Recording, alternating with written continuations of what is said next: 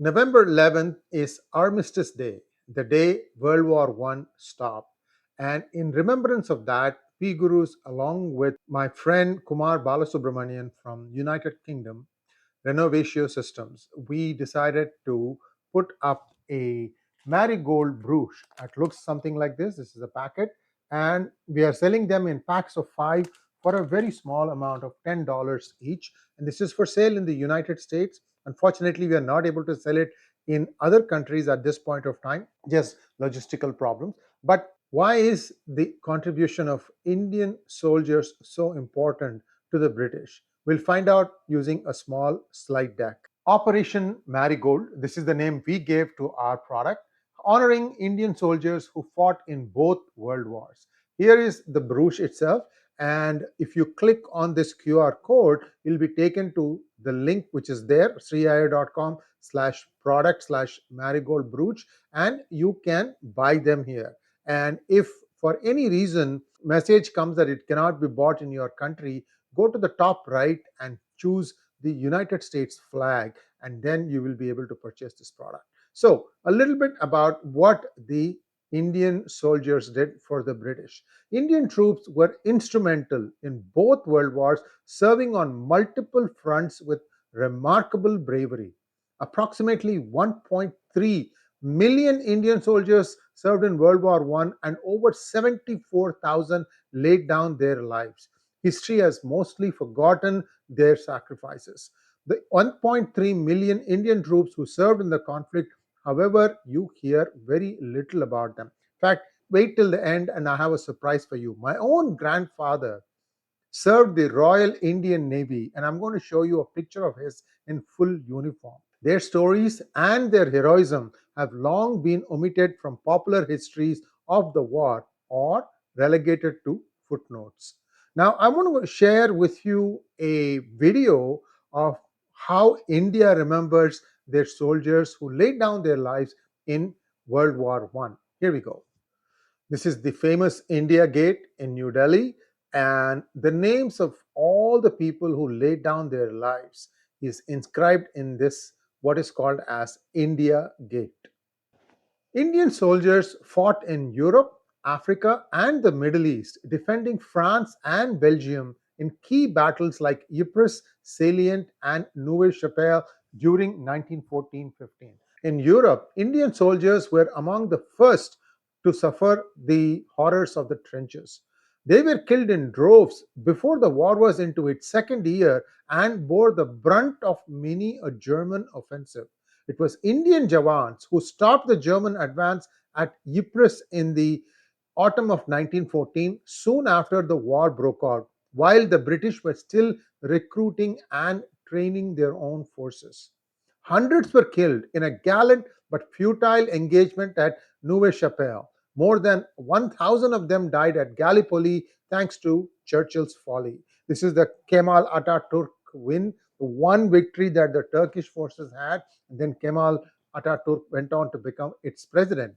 Nearly 700,000 or 7 lakh Indian sepoys, infantry privates, fought in Mesopotamia against the Ottoman Empire, Germany's ally, many of them Indian Muslims taking up arms against their co-religionists in defense of the British Empire.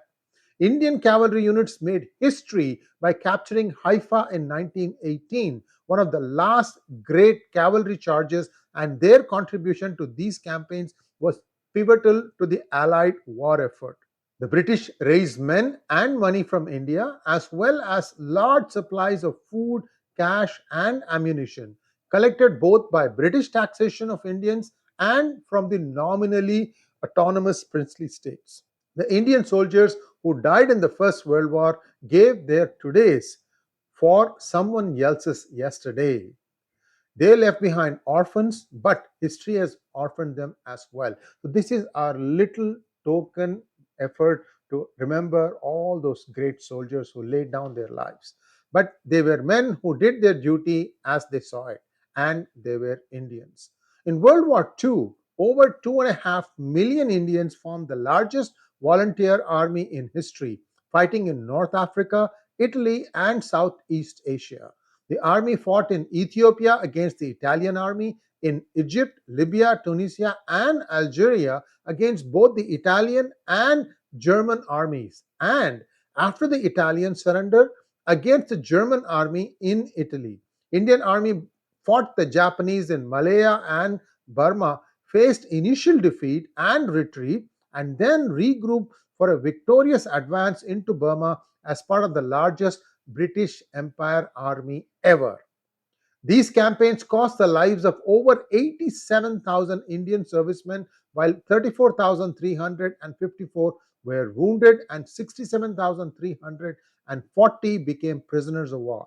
Their valor was recognized with the award of some 4,000 decorations, and 18 members of the Indian Army were awarded the Victoria Cross or the George Cross. Field Marshal Claude 𝗤𝗏𝗄𝗏, Commander-in-Chief of the Indian Army from 1942, asserted that the British couldn't have come through both wars, World War I and II, if they hadn't had the Indian Army. And there is one other funny remark. He is believed to have said, "We will fight our enemy to the last Indian."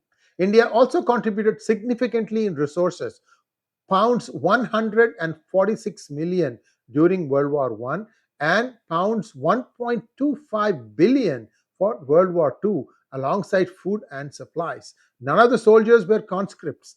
Soldiering was their profession. They served the very British Empire that was oppressing their own people back home. Despite their immense sacrifices, Indian colonial status persisted, fueling a stronger independence movement after the war, especially the second one. A French woman pinning a flower to the uniform of an Indian soldier for their contribution and sacrifices made during the Great War, World War I. In fact, this is what has inspired us to make this marigold brooch, because it is believed that she placed a marigold brooch on the soldier's chest. And then in Paris in 2023, you can see the Arc de Triomphe in the background, bottom part of the picture here, that they reenacted it in 2023. Now, many a country has put memorial stones for the Indians who fought for and died there.